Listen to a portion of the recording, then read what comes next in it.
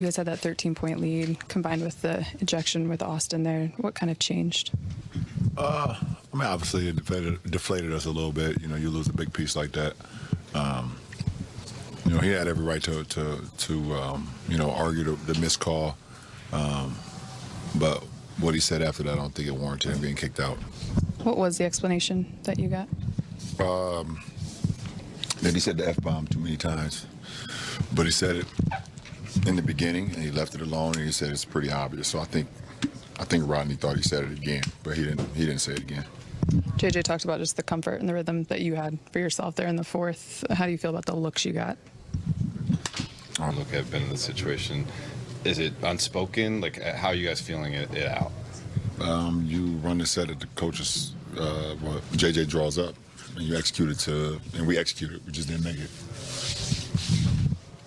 You guys have generated season highs in three-pointers the last couple games with 50 and 51. What have you liked about the shot quality and just the way that the offense, even as you guys figure things out, has been able to generate a lot of threes?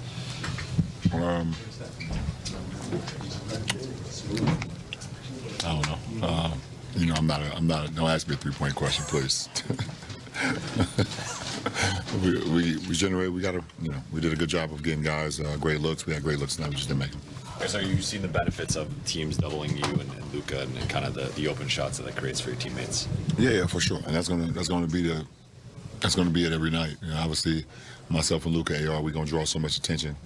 You know, and myself and Luka, we're gonna get double teamed a lot. And our guys got to be recipients and be ready to shoot, drive, or pass. It's easy. It's an easy game after that. On Luka, maybe it was his third game with the team after a long break, the All-Star break. How did you find him? Like, he had a nice moment in the fourth.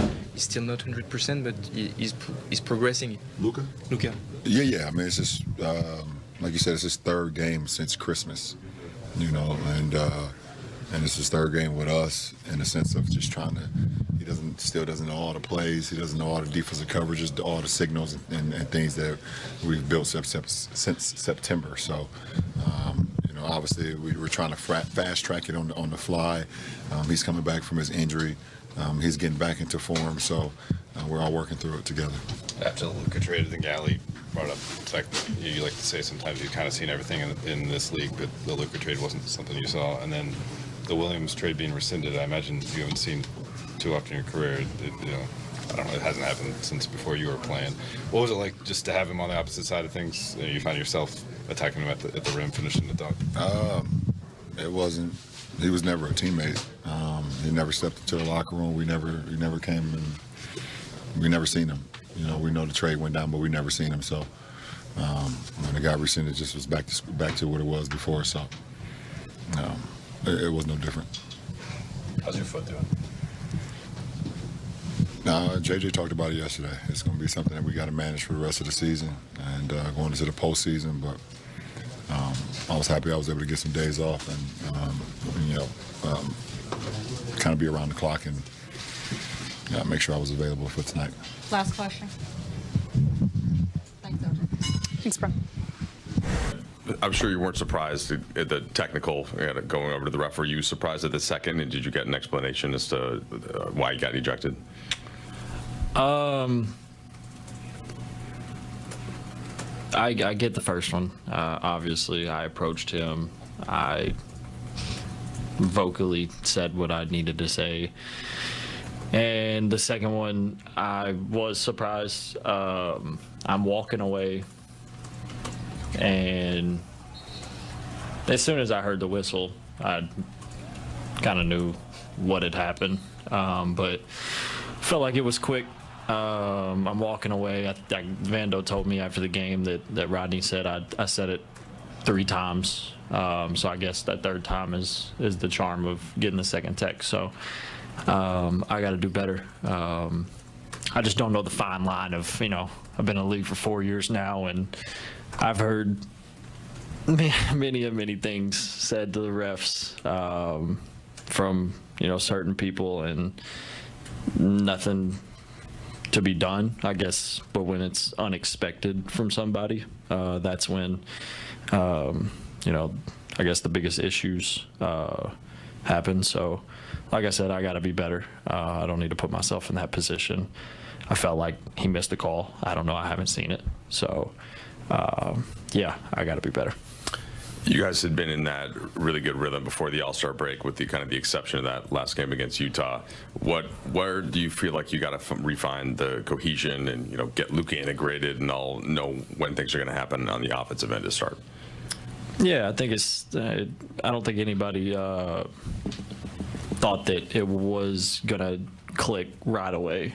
I think everybody knew that there was going to be some growing pains, and trying to figure out how to, you know, run everything, to be honest. Luka's, you know, a one-of-a-kind player, top 3 player in this league, and you know, he's got to be comfortable being himself, because, you know, like I said, he's one of the best players in the world. So we need him to be him, and it's just going to take, you know, a couple games, couple weeks to figure out, you know, what that best looks like. But I think that, you know, with the group that we have, we can do that fairly quick.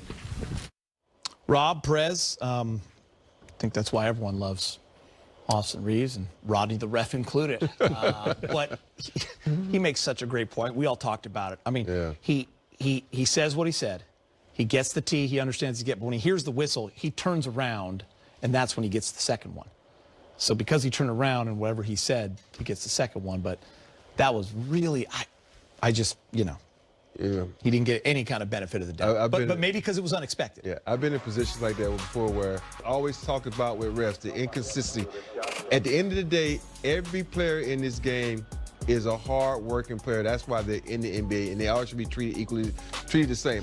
And for me, when a guy like this, who never really goes off, gets a tech and then gets a second tech immediately, that's unfair. When you get other characters in the league that can get in a ref's face, call him everything but a child of God, and only gets one tee, that's where players get upset, because it's not fair. Like, you have guys that disrespect you and call you out your name, but you don't give them a second tee, they stay in the game. So every player is valuable, no matter who they are. You know what's interesting, Perez? It's a clear foul. I mean, the ref admitted he missed it. He calls that foul. Austin's at the line to go up 10, and it's just a normal game. Yeah. Right? And he's around for the rest of the game, too. Instead, it's a tee, then they hit a 3. Like, it's interesting how things can turn. Ejections are a really tricky thing. I covered Kobe the last 12 years of his career. He got ejected 7 times in his 20 years. And he was a very fiery guy, obviously. He would talk to refs, and he would get a lot of technical fouls. And, you know, sometimes you make a point, and you're looking for an ejection, obviously. This one was a little quick, I would say. But Austin also needs to realize, hey, you know, he gets fouled a lot. Yeah. He gets hit in the face almost every game. Yeah. It's uncanny how often he is hacked. And he's got to somehow, you know, take that first tech. Kobe almost every year would be to the league limit for technical fouls, but I don't think he ever went over it and got suspended for a game. So take that first tech. Say what you got to say. Don't drop all the bad words. That's why I think he was shocked. That's why I think he was shocked, because he kind of just turned around. Rob, how many F-bombs are you allowed? What's the rule out there? You know what? The funny thing about F-bombs, you can say it a lot, but it also depends on the ref. Yeah. You know, I had a couple of refs where, man, that was like, and then they were like, I get your point, Rob. Yeah, I missed the call. Yeah. You know, most refs know when you say something and you're not normally that and you miss the call, they'll let it slide. But when they let you slide one, it's all right, I heard you. But then when you continue, that's when you tee up, because you're not going to disrespect them. But that one was like, the second one was, you messed up. I mean, there were 41